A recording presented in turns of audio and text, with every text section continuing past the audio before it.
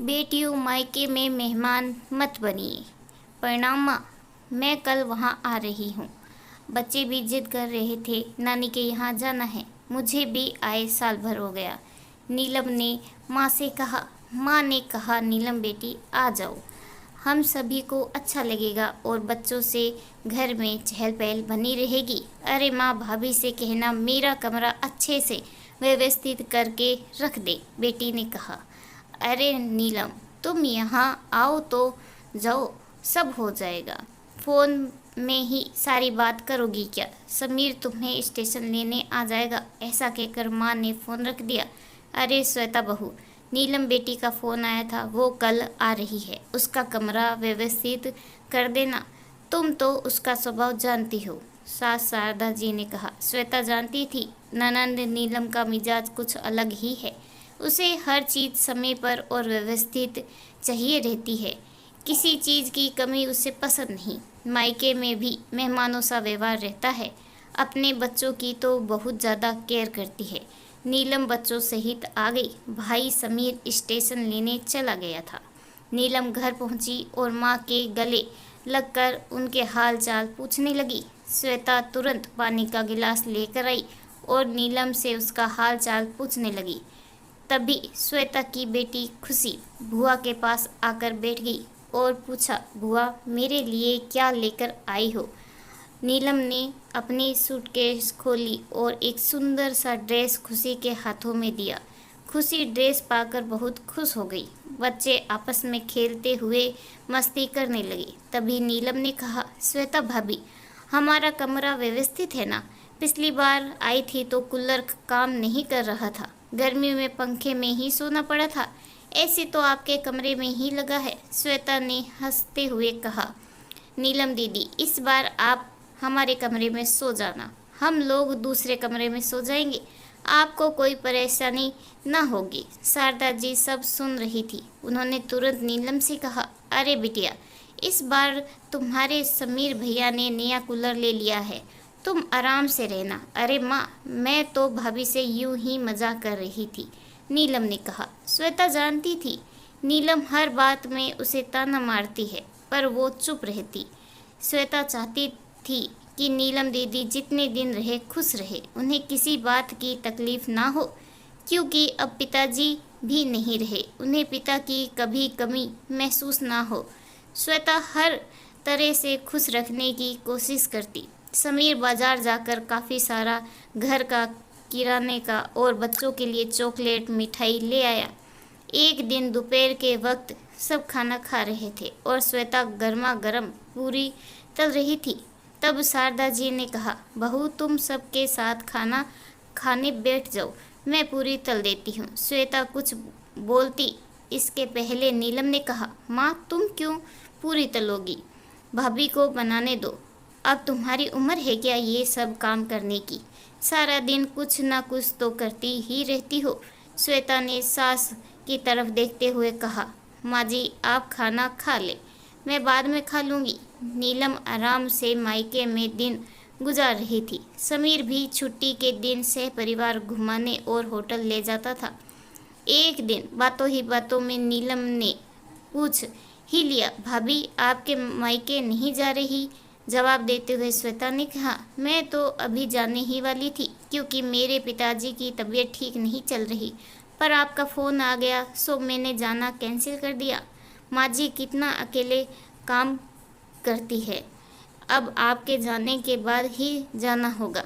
अच्छा किया भाभी आपने जो मायके नहीं गई, ससुराल से तो मैं थकी हारी आती हूँ, फिर मायके में पूरा आराम चाहिए ना, वरना मैं नहीं आती, नीलम ने कहा। नीलम दीदी, आपकी भी तो ननद आती होगी, तब उन्हें भी पूरा आराम मिलता होगा क्यों?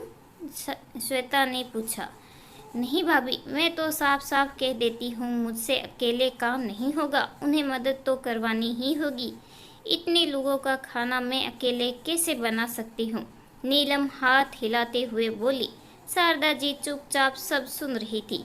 उन्होंने तुरंत नीलम से कहा, फिर यहाँ अपनी भाभी का हाथ क्यों नहीं बटाती हो, वो भी तो अकेली काम से थक जाती होगी। अरे माँ, तुम तो अपनी बहू का पक्ष लेने लगी।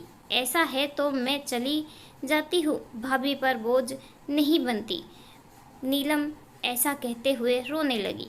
श्वेता जानती थी ये तो उनकी हर बार की आदत है, थोड़ा भी कुछ कहो बुरा मानकर रोने लगती है।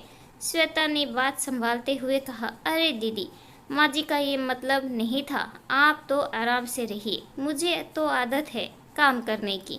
आप तो हर साल आती है, मैंने कभी कोई शिकायत की है भला? एक दिन शारदा जी अपने कमरे में आराम कर रही थी, तभी नीलम ने अंदर आते ही पूछा, माँ भाभी नज़र नहीं आ रही, कहीं बाहर गई है क्या? हाँ नीलम, बहू के गई है, कुछ देर में आ रही हूँ, शायद कुछ काम से गई होगी, माँ ने बताया। नीलम ने कहा, माँ तुम्हारा गला कैसे खाली है, चेन नहीं पहनी, कहीं भाभी ने तो नहीं रख ली? शारदा जी कुछ कहने ही जा रही थी कि इतने में श्वेता कमरे में दाखिल होते हुए कहा, लीजिए माँ जी आपकी चेन। शारदा जी ने नीलम से कहा, ये रही मेरी चेन, कुछ दिनों पहले टूट गई थी, सो बहू उसे ठीक कर ले आई। नीलम आगे कुछ ना बोल पाई। एक दिन श्वेता की तबीयत बिगड़ गई, उसे तेज बुखार था। समीर तुरंत हॉस्पिटल ले गया। डॉक्टर ने देखते ही कहा, श्वेता को टाइफाइड हो गया है और अस्पताल में भर्ती करना पड़ेगा। समीर ने तुरंत माँ को फ़ोन करके सारी बात बता दी। शारदा जी नीलम को सारी बात कहकर तुरंत हॉस्पिटल पहुंची।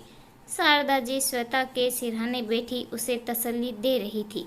कुछ दिनों में सब ठीक हो जाएगा। शारदा जी ने समीर से कहा, तुम घर चले जाओ, घर में नीलम और बच्चे हैं। नीलम से कहना श्वेता के लिए खिचड़ी बना दे। अब घर की सारी जिम्मेदारी नीलम पर आ चुकी थी, पर वो करती हुई क्या? उसने सबके लिए खाना बनाया और भाभी के लिए खिचड़ी बनाकर समीर के हाथों हॉस्पिटल भेज दी। शारदा जी ने श्वेता को खाना खिलाया और घर वापस आ गई। घर आकर देखा नीलम काम कर रही थी और बच्चे भी कमरे में चुपचाप खेल रहे थे। माँ के आते ही नीलम ने पूछा, भाभी की तबीयत कैसी है? शारदा जी ने कहा, श्वेता काफ़ी कमज़ोर हो गई है, कुछ दिन हॉस्पिटल में रखना पड़ेगा। तुम तो अब यहीं हो, मुझे किसी बात की चिंता नहीं, तुम घर संभाल लेना। नीलम मन ही मन सोच रही थी, अभी ना आती तो अच्छा रहता, हर बार मायके आराम करके ही जाती हूँ, अब तो मेरा घूमना फिरना भी नहीं हो पाएगा। सोचा था अच्छी शॉपिंग कर लूँगी, मायके आकर शॉपिंग करने का मज़ा ही कुछ और होता है, पार्लर जाकर अपना मेकओवर करवा लूँगी, अब संभव नहीं लगता। कुछ समय बीता, आज श्वेता घर आ चुकी थी। उसे काफ़ी कुछ ठीक लग रहा था। डॉक्टर ने आराम करने के लिए कहा था। समीर ने श्वेता को अपने कमरे में आराम करने को कहा। नीलम ने कमरे में आते ही कहा, क्या भाभी, हमारे आते ही आप बीमार पड़ गई? अब जल्दी से ठीक हो जाओ, मुझसे आपका घर नहीं संभाला जाता। अरे दीदी, ये तो आपका मायका है, आप अपना समझकर ही तो आती हैं, फिर क्यों ऐसा कह रही हैं? श्वेता ने कहा। एक दिन श्वेता ने नीलम से कहा, मेरी अलमारी में कुछ बैग रखे हैं, उसे ले आओ। नीलम ने जैसे ही बैग खोल कर देखा तो काफ़ी महंगी साड़ियाँ और बच्चों के ढेर सारे कपड़े थे। अरे भाभी, ये क्या? नीलम ने आश्चर्यचकित होकर पूछा। हाँ दीदी, आपके आने से पहले ही मैंने और समीर ने जाकर सारी शॉपिंग कर ली थी, क्योंकि मुझे मेरे पिताजी की तबीयत देखने जाना ही था। माँ जी ने कहा था मैं मायके चली जाऊँ, पर आप आ रही थी तो मैं कैसे जा सकती थी, पर कहीं अचानक जाना पड़ जाए तो आप सभी के लिए पहले ही ये कपड़े खरीद लाए थे।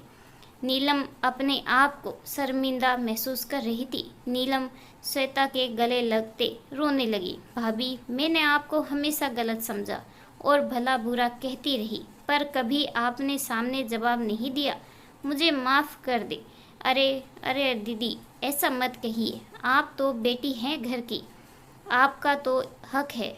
अब तो मेरी तबीयत ठीक है, हम सब घूमने फिरने चलेंगे और खूब शॉपिंग करेंगे। शारदा जी सब देख सुन रही थी कि श्वेता कितनी समझदार और सुलझी बहू है।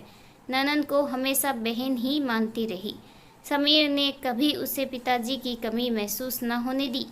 उसकी हर चीज़ का बखूबी ध्यान देता रहा, पर नीलम ने भाभी को कभी वो महत्व नहीं दिया जिसकी वो हकदार थी। श्वेता जैसे ही काम करने किचन में जा रही थी कि नीलम ने हाथ पकड़ते हुए कहा, भाभी, जब तक आप पूरी तरह से ठीक नहीं हो जाती मैं किचन संभाल लूँगी। मैं अभी काफ़ी दिन रुकने वाली हूँ। श्वेता ने कहा, नीलम दीदी, आपकी जब इच्छा हो तब आ जाया करें, पर मायके को मायका ही समझे, ना कि मेहमान बनकर आए। तभी प्यार और अपनापन का रिश्ता बना रहेगा। इस कहानी के बारे में आपकी क्या राय है कमेंट करके ज़रूर बताइएगा। कहानी अच्छी लगी हो तो please like share and subscribe करना बिल्कुल ना भूलें। धन्यवाद।